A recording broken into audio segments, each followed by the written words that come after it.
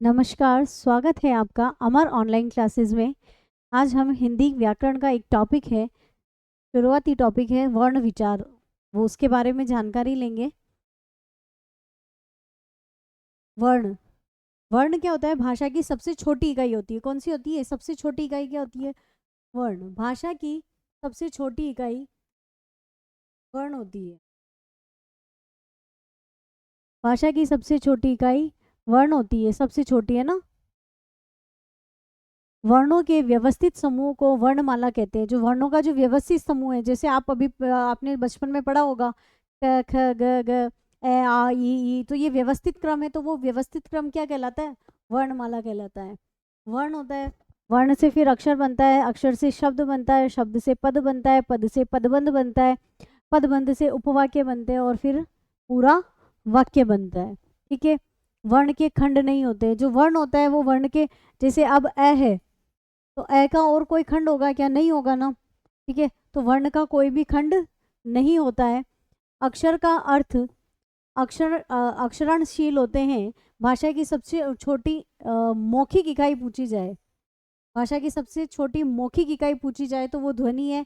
और बोर्ड से पूछा जाए भाषा की सबसे छोटी इकाई, तो वो वर्ण है। और मौखिक छोटी इकाई ध्वनि होती है। ठीक है। अर्थ के आकार पर भाषा की सबसे छोटी इकाई शब्द होती है। अब पूछ रहा है क्या? अर्थ के आधार पर। किसके आधार पर? अर्थ के आधार पर भाषा की सबसे छोटी इकाई शब्द, जिससे हमें कुछ अर्थ ग्रहण होता हो। क्योंकि जैसे अपन अ बोलेंगे, जो ध्वनि है मौखिक रूप से तो ध्वनि हो गई, जो अ की ध्वनि आ रही है वो छोटी इकाई हो गई। और लिखित रूप में अगर वर्ण की सबसे भाषा की सबसे छोटी इकाई लिखित रूप में पूछा जाए तो वो वर्ण है, जो ये लिखा हुआ है अ। अब ऐसे क्या है, ऐसे अपने को कोई शब्द मतलब कुछ अर्थ ग्रहण नहीं हो रहा है। जैसे मैंने लिखा राम, तो ठीक है, तो वो पूरा शब्द है। तो वो शब्द से हमें किसी के नाम का बोध होता है, तो उससे हम अर्थ ग्रहण कर पा रहे हैं। तो अर्थ के आधार पर भाषा की सबसे छोटी इकाई कौन सी हो गई? शब्द हो गई। हिंदी देवनागरी लिपि अक्षरात्मक लिपि है। हिंदी किस लिपि में लिखी जाती है? देवनागरी लिपि में लिखी जाती है। जो हम जिस तरीके से ये जो सब कुछ लिखा हुआ है, ये लिपि कौन सी हो गई? देवनागरी लिपि। ठीक है। भाव अर्थ के आधार पर भाषा की सबसे छोटी इकाई वाक्य है। अब मुझे कुछ कहना है तो मैंने कोई एक शब्द बोल दिया, तो उस एक शब्द में आप समझ नहीं पाओगे। जाना, अब जाना से कोई आप समझ नहीं पाए क्या जाना क्या? तो मेरे को विद्यालय जाना है, तो आपको समझ आया है कि मैंने जब पूरा वाक्य बोला तब आपको अर्थ ग्रहण, पूरे वाक्य का अर्थ ग्रहण हुआ, भाव ग्रहण हुआ कि ये कहाँ जा रहा है? विद्यालय जा रहा है। तो भाव अर्थ के आधार पर, केवल अर्थ आ जाए तो शब्द, और भाव अर्थ आ जाए तो वाक्य। ठीक है। अंग्रेजी रोमन लिपि वर्णात्मक लिपि। अंग्रेजी की जो रोमन लिपि है वो कौन सी लिपि है? वर्णात्मक। और हमारी देवनागरी लिपि कौन सी है? अक्षरात्मक लिपि है। ठीक है। नेक्स्ट, वर्ण विचार। व्याकरण जो है वो व्याकरण किससे? वी धन आ धन करण से बना हुआ है, जिसका अर्थ क्या हो रहा है? भली प्रकार से समझना। ठीक है। व्याकरण का कार्य क्या है? उच्चारण को शुद्ध करना। जो आप बोलते हो व्याकरण पढ़ोगे तो व्याकरण के अकॉर्डिंग व्याकरण के नियम, धीरे धीरे बहुत सारे नियम पढ़ोगे तो उसके आप क्या होगा? उच्चारण शुद्ध होगा। आपके लिखने का लिखने लिखने में भी आपकी शुद्धता आएगी। कौन किस शब्द का कहाँ प्रयोग करना है, किस मात्रा का कहाँ प्रयोग करना है, कैसे लिखना है, ये सब कुछ किससे होगा? व्याकरण से ही होगा। व्याकरण के क्षेत्र कौन से हैं? वर्ण विचार, शब्द विचार, वाक्य विचार। ठीक है। ये सारे शब्द व्याकरण के भेद हैं। वर्ण विचार के अंतर्गत क्या आएगा? शुद्ध लेखन आएगा, शुद्ध उच्चारण आएगा, उसका प्रयोग कैसे होगा, ये सब कुछ वर्ण विचार के अंतर्गत आएगा। ठीक है। अब वर्ण के भेद। वर्ण दो प्रकार से, दो दो हो गए, स्वर और व्यंजन। स्वर ए आ ई वाले, और व्यंजन जो होते हैं वो क ख ग घ न, वो जो पढ़ते हैं आप वो है। ठीक है। तो स्वर जो है वो स्वतंत्र स्वतंत्र चर होते हैं। स्वतंत्र चर इसलिए होते हैं क्योंकि इनको बोलने के लिए किसी और की सहायता नहीं लेनी पड़ती है, ये स्वतंत्र रूप से बोले जा सकते हैं। जैसे अ है, आ है, को बोलने के लिए किसी और की सहायता नहीं लेनी पड़ रही है। परंतु व्यंजन जो है वो आश्रित होते हैं, इनको उच्चारण करने के लिए हमें किसकी? स्वर की जरूरत पड़ेगी। क्यों? क्योंकि क है जो वो क्या होता है? हलंत होता है। जब इसके अंदर अ मिलेगा तब ये पूरा बनेगा क। ये क्या हो गया? आश्रित हो गया। और ये क्या है? स्वतंत्र है, क्योंकि इनको बोलने के लिए पढ़ने के लिए किसी अन्य वर्ण की आवश्यकता नहीं होती है, परंतु इसको पढ़ने और की आवश्यकता होती है। ये व्यंजन आश्रय बिना स्वर का निर्माण एवं प्रयोग नहीं होता है। बताया मैंने, बिना स्वर के इसका निर्माण नहीं हुआ, ना ही इसका उच्चारण होगा। ठीक है, पूरा कोई कुछ भी ले लो, कोई सा भी व्यंजन ले लो, सब क्या होते हैं, हलंत होते हैं। ठीक है, कुल वर्ण कितने होते हैं, 53। ठीक है, पहले 52 ही थे, 52 ही थे, परंतु इसके अंतर्गत जो अब है ना, एक विशिष्ट व्यंजन और जोड़ा गया है जिसके ड़ बोलते हैं। अपनी राजस्थानी भाषा में इसको हम क्या बोलते हैं, ड़। ठीक है, वो इसमें और जोड़ा गया है, इसलिए 52 से कितने हो गए, 53। स्वर कितने होते हैं, 11। व्यंजन कितने होते हैं, 33। उष्म व्यंजन कितने होते हैं, 4। अंतस्थ व्यंजन 4। विशिष्ट व्यंजन 1। संयुक्त व्यंजन 4 होते हैं। स्पर्श व्यंजन 4 होते हैं। क्षिप्त होते हैं, उत्क्षिप्त व्यंजन होते हैं 2। अयोगवाह होते हैं 2। मूल स्वर होते हैं 4। संधि स्वर होते हैं 4। ये सभी हम आगे और पढ़ेंगे, इसमें देखेंगे। ठीक है, अब स्वर होते हैं, कितने होते हैं स्वर, 11 स्वर होते हैं। ठीक है, 11 स्वर ये लिखे हुए, ए, आ, ई, उ, री, ए, आई, ओ, औ। ठीक है, ऐसे नहीं बोलना है, छोटी बड़ी ऐसे नहीं बोलते हैं, दोनों के उच्चारण में अंतर होता है। एक को तो, इसको तो बोलेंगे ई और इसको बोलेंगे ई। ठीक है, बोलेंगे ऊ तो बोलेंगे ऊ। ठीक है, मात्रा पे जोर पड़ेगा, वो बड़ी बड़ी मात्रा होगी। छोटी मात्रा पे जोर नहीं पड़ता है, बड़ी मात्रा पे जोर पड़ता है। ठीक है, तो लघु दीर्घ ऐसा कुछ नहीं, छोटी छोटी बड़ी ऐसे नहीं बोलना है ना। ए, आ, ई, उ, री, ए, आए, ओ, औ। ये आपके 11 स्वर हो गए। और इसके बाद आप जो अंग और अह जो आपने पढ़ा था, उनको क्या कहा जाता है, हिंदी की भाषा में अयोगवाह कहा जाता है। ठीक है, ये जो होता है इसको आप अनुस्वार भी बोल सकते हो। तो अंग को क्या बोलते हैं, अनुस्वार, और अह को क्या बोलते हैं, विसर्ग। जब आप किसी शब्द के ऊपर अनुस्वार लगाते हो तो वो इसी का सिंबल है। जब किसी बाद में आप, तो वो ये अह ही होता है ना, जिसको ह की ध्वनि बोला जाता है। अंग को क्या बोलते हैं, अनुस्वार, और अ को विसर्ग। ये कौन सा वर्ण होता है, नासिकीय वर्ण होता है, जिसके उच्चारण किससे होता है, नाक से होता है। और ये इसका उच्चारण कहाँ से होता है, कंठ से होता है, इसलिए कंठ्य वर्ण बोला जाता है। नाक से उच्चारण होने के कारण नासिक, कंठ से कंठ्य। ठीक है, अब है अनुनासिक का नियम। अनुस्वार के बाद जो वर्ण आता है, अनुस्वार जहाँ लगा हुआ है, अनुस्वार कौन सा, ये वाला, यहाँ ये शब्द लिखा हुआ है, ये शब्द लिखा हुआ है। ठीक है?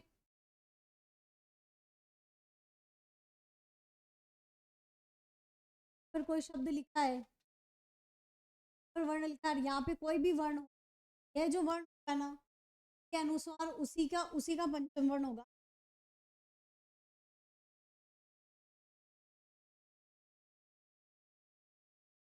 उच्चारण होगा। ठीक है, वही वर्ण उसका पंचम वर्ण होगा वो। ठीक है, उस वर्ण के पंचम अक्षर के अनुसार बदल जाता है। जैसे दंड, है ना, यहाँ पे कौन सा ड आ रहा है, तो ड को किसके अंदर आता है, देखना आप।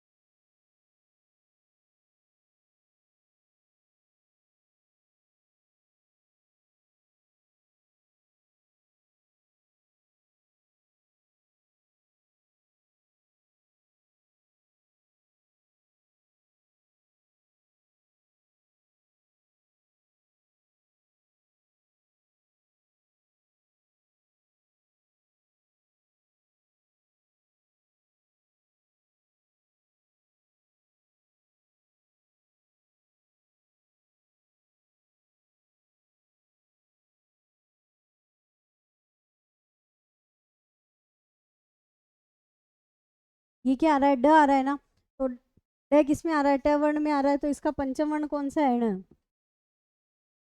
ठीक है। अ अ क क क का पंचम वर्ण है अंक, क प,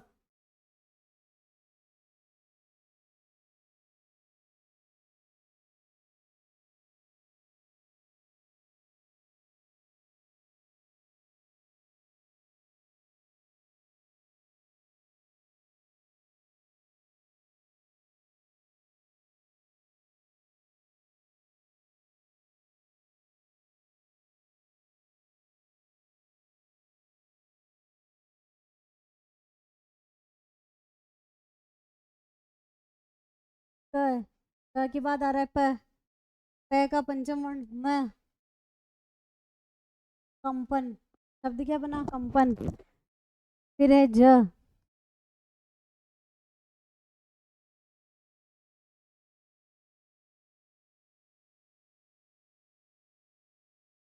ड पंचम वर्ण,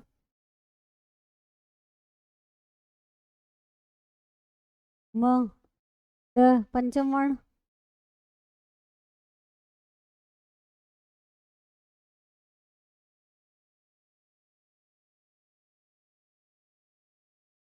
त ब, ब पंचम वर्ण क्या है, म। अब आगे आगे आ रहा है ध, ध का पंचम वर्ण क्या है, त वर्ग का पंचम वर्ण न, संबंध, दंड वापस आई गया, प के बाद च आ रहा है, च का पंचम वर्ण य,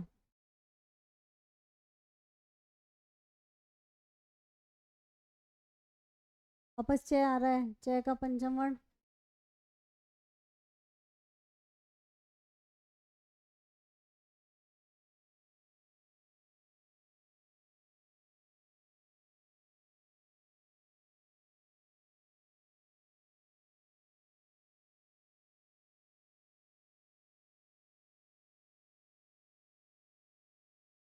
त, त का पंचम वर्ण,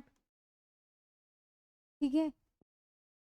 ये इस प्रकार से जो जिस पर अनुस्वार लगा है उसके आगे वाला जो वर्ण होगा, उस वर्ण के आगे वाला जो वर्ण है उस वर्ण का पंचम वर्ण, उस वर्ग का पंचम वर्ण क्या होगा, वहां पर प्रयुक्त होता है, ठीक है। अब अनुस्वार में और अनुनासिक में कहाँ पर अनुस्वार लगता है, कहाँ पर अनुनासिक शब्द होते हैं, वो देखना है आपको। ये सारे अशुद्ध रूप है और ये सारे शुद्ध रूप है। संसार ऐसे लिखा जाता है, कंगर, सांप, अहंकार, सांप पे अनुस्वार नहीं आता है, क्या आता है, अनुनासिक है, इस पे चंद्र बिंदु आता है ना। अनुस्वार का मतलब तो होता है केवल बिंदी लगाना, और अनुनासिक का मतलब होता है चंद्र बिंदु, जिसको आप चंद्र बिंदु बोलते हैं, उसे क्या कहा जाता है, अनुनासिक कहा जाता है। तो सांप के ऊपर क्या लगता है, अनुनासिक लगता है, ना कि अनुस्वार लगता है, ठीक है। अहंकार, सन्यासी, बांसुरी पर भी अनुनासिक है, महंगा, महंगा पे अनुनासिक है, उंगली पे भी अनुनासिक है, ये अनुस्वार होगा, दांत पे अनुनासिक होगा, ठीक है। ये सारे अशुद्ध हैं, ये भी अशुद्ध हैं, ये शुद्ध हैं और ये शुद्ध हैं। में हंसमुख, अनुस्वार अनुस्वार नहीं लगेगा, क्या लगेगा, अनुनासिक। आंख पे अनुनासिक होगा, गंवार अनुनासिक होगा, अंधा, अंधे पे अनुस्वार आएगा, चांद पे अनुनासिक, हंसना पे अनुनासिक, हसोड़ पे अनुनासिक, सांसारिक पे अनुस्वार, अंधेरा अनुनासिक, जहाँ अनुनासिक, आंचल अनुनासिक, अंगूठी अनुनासिक, ठीक है।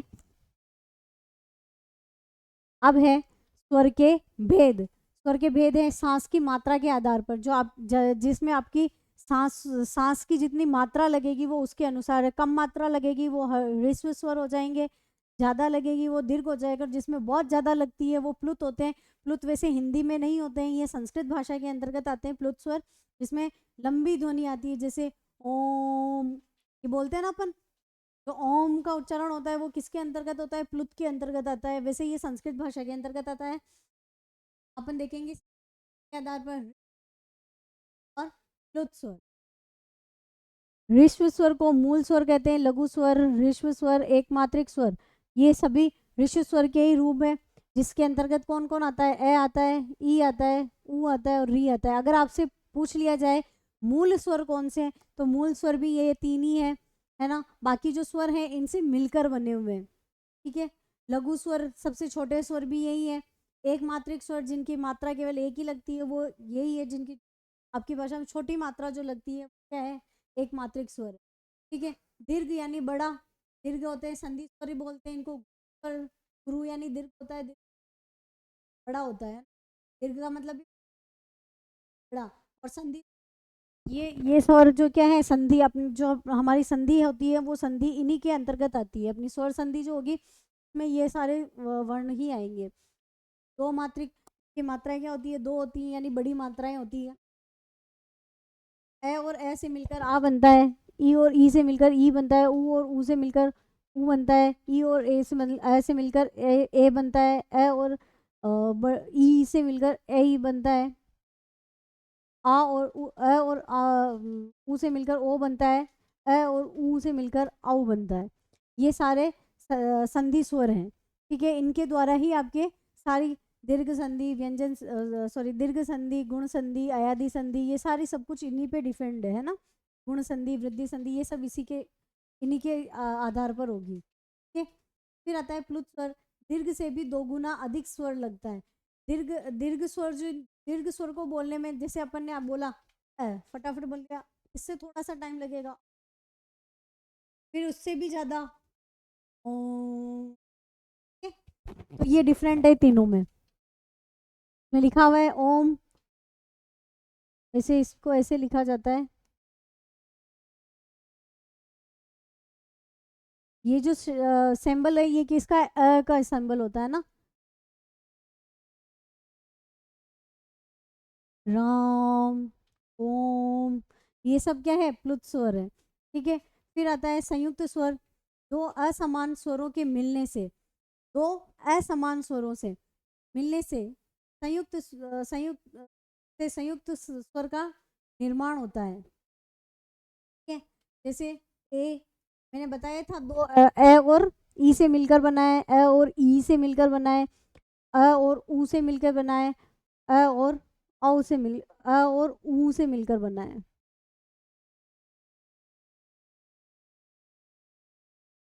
दो मात्राएं आएगी है ना, ठीक है। संधि स्वर क्या है? संयुक्त स्वर क्या है? दो असमान स्वरों से, जैसे ए और ए मिलकर तो आ बन गए, तो वो समान स्वर से मिलकर बना है। और असमान स्वर यानी ए और ई से मिलकर ए बन गया, है ना।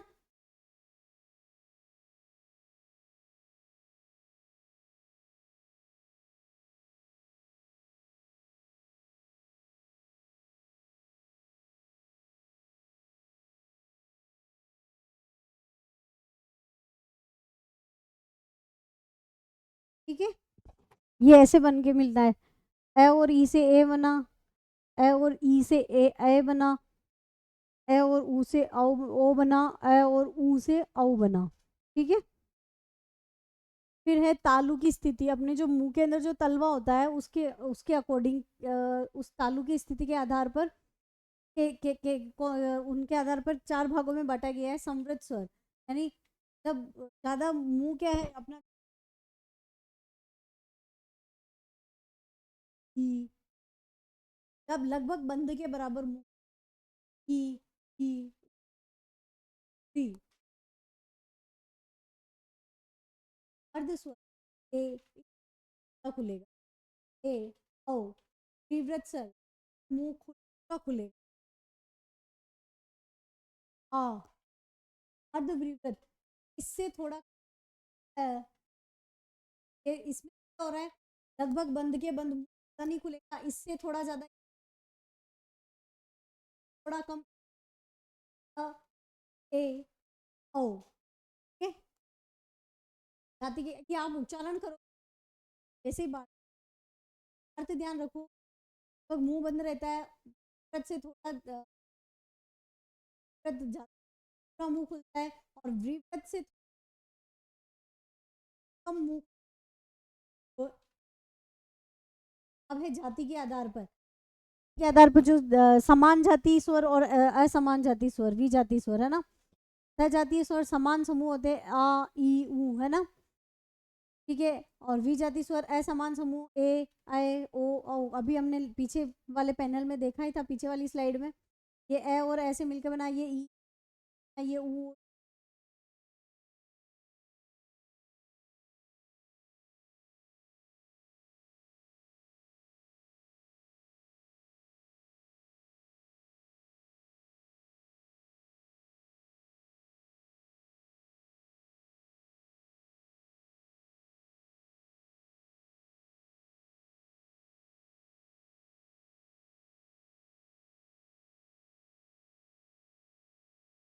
ये इस प्रकार से मिलकर बने। ये एक समान जाति से मिले, यानी ए के साथ ए ही मिला है तो आ बना है, ई के साथ ई मिला है तो ई बना है, ऊ के साथ ऊ मिला है तो ऊ बना है। और असमान जाति है जिसमें समान वर्ण नहीं होंगे, अलग अलग वर्ण होंगे। जैसे ए के साथ ई मिला है ए बना है, ए के साथ ई बना है ए बना है, आ के साथ ऊ बना है ओ बना है, ए के साथ ऊ बना है ओ औ बना है। ये जो अगर आपको याद हो गए ना सहजाति वी जाति, तो आपके जो आपकी पहली संधि जो स्वर संधि है, स्वर संधि के जो पांचों भाग हैं वो इनके आधार पर पूरे कंप्लीट हो जाएंगे। आपको उनके नियम भी रटने की जरूरत नहीं पड़ेगी अगर आप ये पढ़ लेते हो तो, ठीक है। अब जीभ के भाग या स्थान के आधार पर आप जब बोलते हो तब आपकी जीभ कहाँ टच हो रही है, कैसे टच हो रही है, कितनी बाहर निकल रही है, कितनी क्या हो रही है, वो आगे का भाग हो रहा है, पीछे का भाग हो रहा है, बीच का भाग कहाँ ऊपर हो रहा है, उठ रहा है, तो के आधार पर है ना। अग्रस्वर 4 होते हैं। आपकी जिह्वा है उस जिह्वा का अग्रभाग सक्रिय होगा, जैसे ई ए ऐ। आपकी जिह्वा का अग्रभाग सक्रिय होगा। और मध्य भाग होगा जिसमें जो बीच का जो जिह्वा का जो सेंटर भाग है वो क्या होगा, थोड़ा सा ऊपर उठेगा ठीक है। पश्च स्वर जो कि पूरा जीभ के पीछे वाले भाग से सक्रिय रहेगी, उसमें आ ऊ ओ औ। जैसे जैसे आप उच्चारण करोगे ना सेल्फ, तब ये आपको समझ आएगा। फिर है ओष्ठ की आकृति के आधार पर।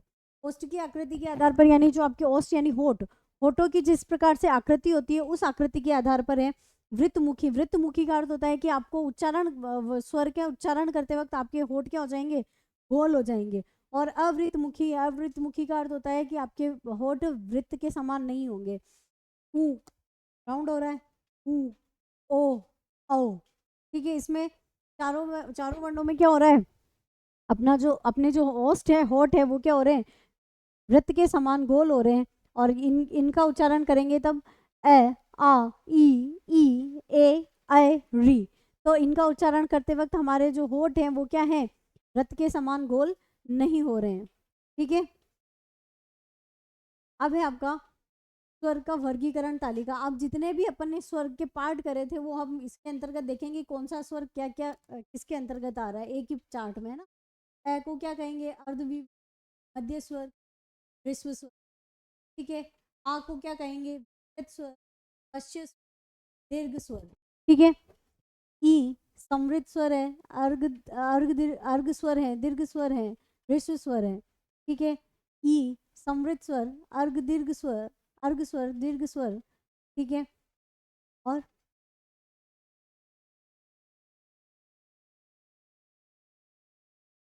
यहाँ पे दीर्घ स्वर,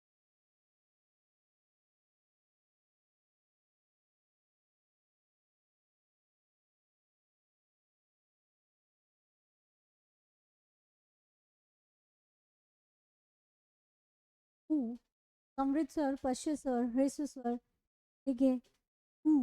समृद्ध स्वर, अर्घ स्वर, दीर्घ स्वर। री समृद्ध, पश्च, ह्रस्व स्वर। ए अर्धविवृत, अग्र संयुक्त। ऐ अर्धविवृत, अग्र संयुक्त। औ अर्धसमृद्ध, पश्च संयुक्त स्वर।